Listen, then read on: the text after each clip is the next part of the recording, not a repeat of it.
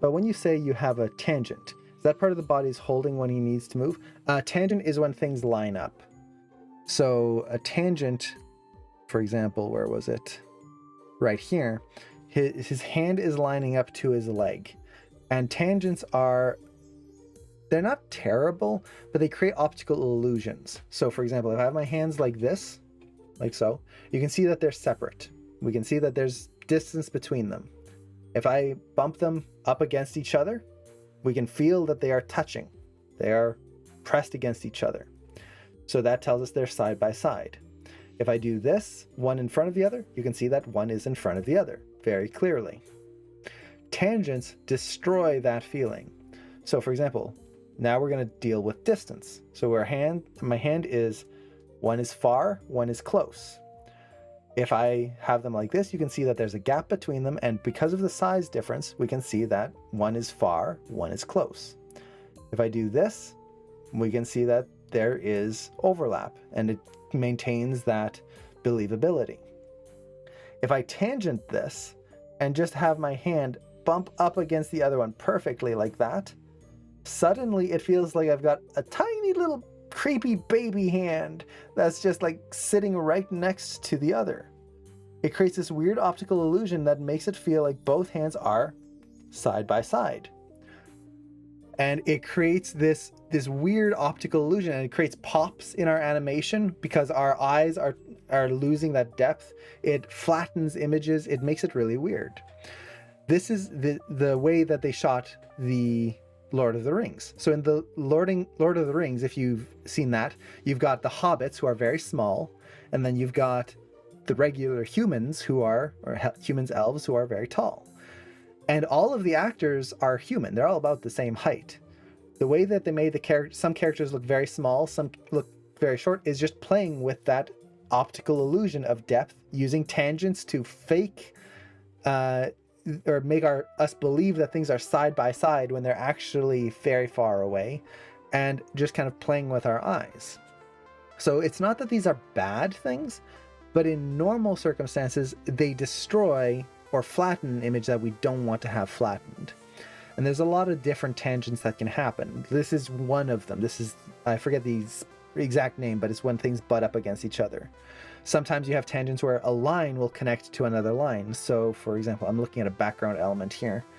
Let's say I'm going to line up my hand here like that, and I place my hand right there. See how my hand lines up with the line of the shelf like that?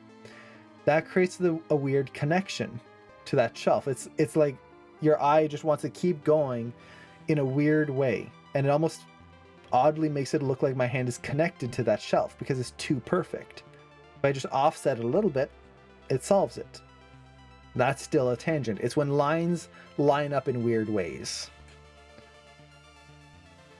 Let's see, they also did it with Gandalf riding underneath the overpass. It was just a tiny little overpass. Yeah, exactly.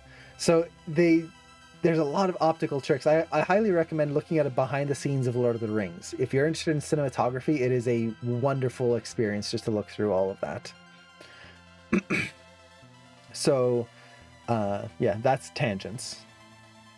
And I think, let me see, do I have a link here?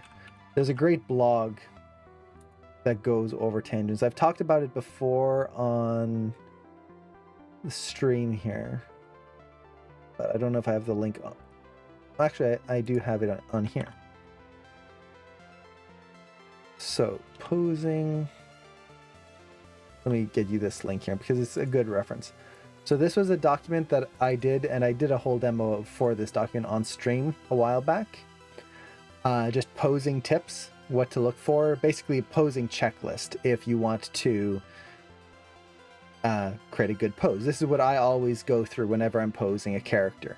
And you'll see number 9, avoiding tangents. So let's go here to number 9, avoiding tangents, right there. And actually, I think I have the link. So these are different types of tangents. And here, where is it? Right there. So Schweizer's Guide to Avoiding Tangents, or Spotting Tangents, I should say. And you can see there's the one line tangent, the long line. That's what I was talking about before with lining up with the shelf Parallel. This is when two things just line up directly parallel with each other. So you can see the gun lining up with his sleeve. The corner, when you have, let's say, something like this, you have an elbow. And then if I line this up right with that shelf, so that line of the shelf lines up right into the corner of the elbow here. That's a tangent. The bump up. As animators, the bump up is what we usually run into, like 90% of the time. Majority of the time, it's the bump up.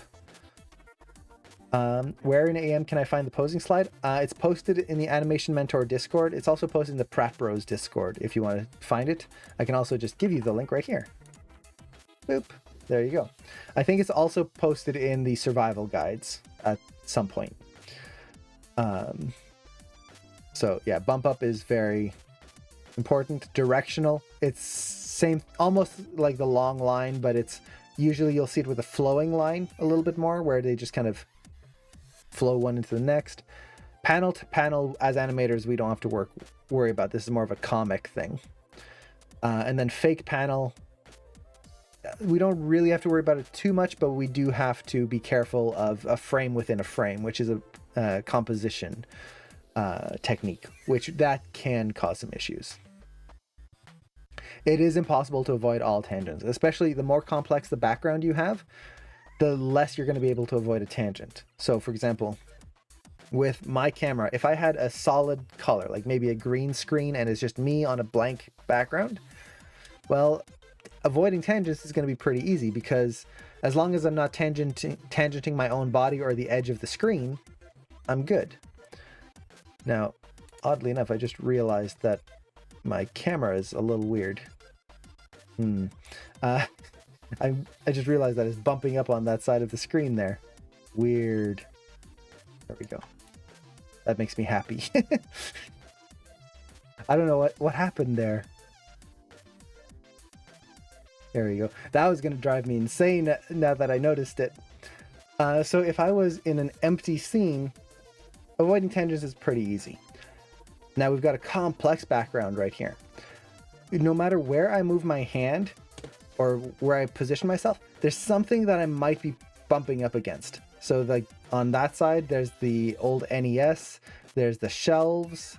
I could be bumping up against the TV back here with my thumb. If I put my hand up here, there's the Cintiq, there's a few monitors, there's all the books. At some point, I'm going to tangent with something. As long as it's not a huge tangent that really breaks the illusion, that's fine. And as long as I'm not tangenting with my own body, that's usually a main one, or like another character.